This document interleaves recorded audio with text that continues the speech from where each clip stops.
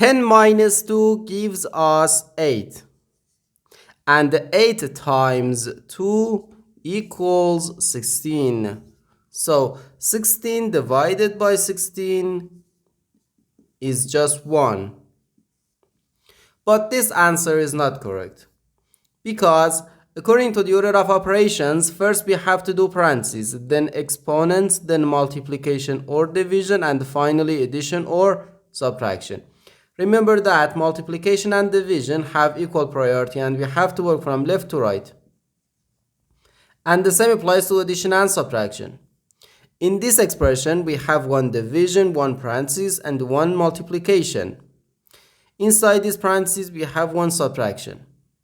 Here we have a multiplication, because in mathematics when a number is placed next to parentheses, it means multiplication, and we usually don't write the multiplication sign for brevity.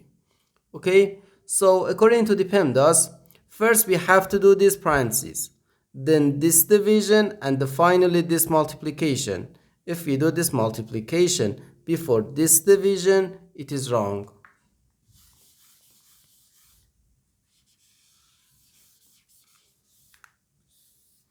So first we have to do this parentheses. Inside this parentheses we have 10 minus 2, which equals 8.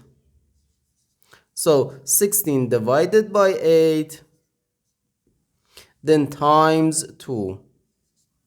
Now we have one division and one multiplication. As I said, multiplication and division have equal priority and we have to work from left to right.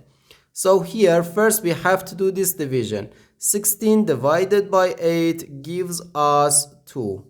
And the 2 times 2 equals 4. And this is our final answer to this problem.